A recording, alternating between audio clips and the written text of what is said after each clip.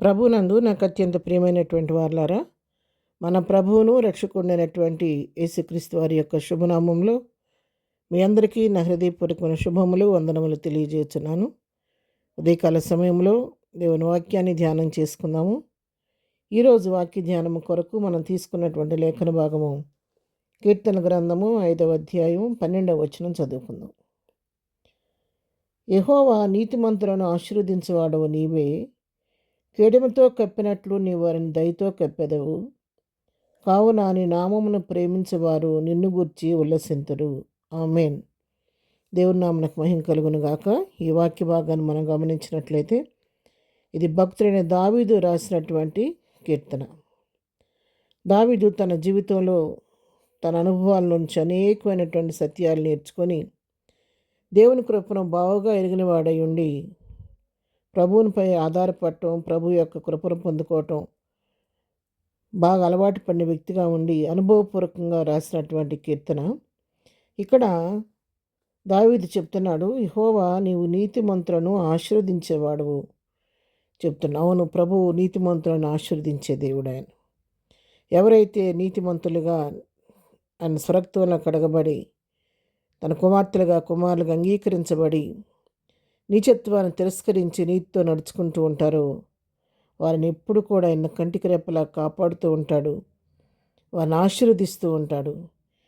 ఇహలోకపరమైన ఆశీర్వాదాలతో, పరసంబంధమైన ఆశీర్వాదాలతో వారిని నింపుతూ ఉంటాడు. అంతేకాదు, కేడెముతో కప్పినట్లు నీవు వారిని దయతో కప్పెదవు. మరి కేడెముతో కప్పినట్లుగా దేవుడు తన దయతో మనల్ని కప్పి తన రెక్కల నీడలో మనల్ని దాచి ప్రతి విధమైన కీడు నుండి మరి ఆపద నుంచి ఆయన మనం తప్పిస్తూ ఉంటాడు. అందుకే భక్తుడైన దావీదు రాజుల గ్రంథంలో మాట్లాడతాడు, సకల ఉపద్రవంలో నుంచి నన్ను తప్పించిన యెహోవా జీవముతోడు అని మాట్లాడతాడు. సకల ఉపద్రవాల నుంచి తప్పించిన జీవుని ఆయన గణపరుస్తూ ఉంటాడు.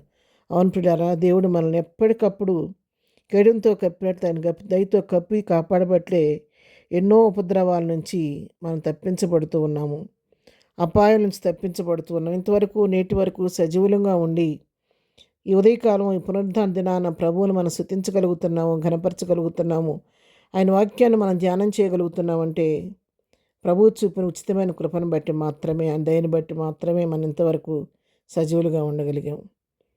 అందుకే భక్తుడు చెప్తున్నాడు, కేడెంతో కప్పినట్లు నీ వారిని దయతో కప్పెదవయ్యా, నీ దయలో ప్రతి వ్యక్తి కూడా కాపాడబడతారన్న సత్యాన్ని ఇక్కడ తెలియజేస్తున్నాడు. కావున నీ నామమును ప్రేమించేవారు నిన్ను గురించి ఉల్లసింతురు. కాబట్టి ఎవరైతే నీ నామాన్ని ప్రేమిస్తూ ఉంటారో, నిన్ను వెంబడిస్తూ ఉంటారో వారు నిన్ను బట్టి, నీ కృపను బట్టి వారు అతిశయిస్తూ ఉంటారు, నిన్ను గూర్చి వారు ఉల్లసిస్తూ ఉంటారన్న సత్యాన్ని కూడా ఇక్కడ దావీదు తెలియజేస్తున్నాడు. ఉదయకాలం వాక్యం వింటున్న నీతో నాతో కూడా ప్రభువు మాట్లాడుతున్నాడు. పరిస్థితుల వైపు చూడకుండా, పరిసరాల వైపు చూడకుండా మనం బలపరిచే దేవుని వైపు చూస్తూ కంటికి రెప్పలాగా కాపాడే మన ప్రభువుకి మన సమస్యలన్నీ అప్పగిస్తూ ఆయన కృపను బట్టి, దయని బట్టి మన నిత్యం కూడా ధైర్యం తెచ్చుకొని ఆయన కృపాస్తలకి అప్పుడు మనం అప్పగించుకోగలిగితే నిజముగా ఈ లోకంలో ఏ భీతి లేకుండా మనం ధైర్యంగా ప్రభువుని బట్టి ఉల్లసించగలుగుతూ ఉంటాం. ఈ రోజున ఈ పునరుద్ధరణపు దినాన ప్రభువు మనకిచ్చిన శ్రేష్టమైన సమయంలో ప్రభువు చేసిన మళ్ళీ తలపోసుకుందాము, ఆయన నామాన్ని ఘనపరుద్దాము. సంతకాలం మరి ఈ సంవత్సరం అంతా కూడా ఇంతవరకు దేవుడు నిన్ను నన్ను కాపాడే విధానాన్ని తలపోసుకొని దావీదు వలె ప్రభువును స్తుతిస్తూ ప్రభు యొక్క కృపను బట్టి, దయని బట్టి, ఆయన నామాన్ని బట్టి ఉల్లసించి ప్రభు నామాన్ని మహింపరుద్దాము. అటు కృప ప్రభు మనకందరికీ దయచేయను గాక. ప్రార్థన. ప్రేమగల తండ్రి, పరిశుద్ధుడా, నీ పాదములకు వందనాలు. ఉదయకాలం మాకు ఇచ్చిన శ్రేష్టమైన వాక్య భాగాన్ని బట్టి నీకు వందనాలు నాయన. దావీదు తన అనుభవంలో నుంచి మాట్లాడుతున్నాడు. నీతిమంతులను ఆశీర్వదించే దేవుడు అని చెప్తున్నాడు. కేడెముతో కప్పినట్లు వారిని దయతో కప్పెదవని తన అనుభవం నుంచి చెప్తున్న సత్యమైన వాక్యాన్ని బట్టి నీకు వందనాలు.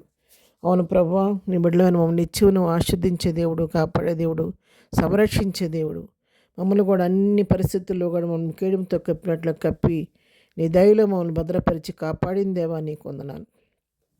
నువ్వు చేసిన మెళ్ళని తలపోసుకొని నిన్ను బట్టి నీ స్తుతిస్తూ నామాన్ని ఘనపరుస్తూ నేను ఉల్లసించే భాగ్యం మాకందరికీ దయచేయండి. ఈ పునరుద్ధానపు దీవెనలతో ప్రతి వారిని నింపండి. ఈ దినం మేము చే పని పట్ల రాకపోకలో క్షేమం దయచేయండి. ఈ దినం బర్త్డే, మ్యారేజ్ చేసుకున్న బిడ్డలను దీవించి ఆశీర్వదించండి. ఈ పునరుద్ధాన పరాధులన్నింటిలో మీరుండి నీ ఆత్మార్థులని మహిం కొరకు జరిగించుకోమని, ప్రతి వారి పట్లను కృప విస్తరింపచేసి మహిమ తెచ్చుకోమని యేసునామములో ప్రార్థించడిగి పొందుకొని ఉన్నాము తండ్రి. ఆమెన్. ప్రభు కృప సదాకాలం మనందరికీ తోడయుండి నడిపించును గాక. ఆమెన్.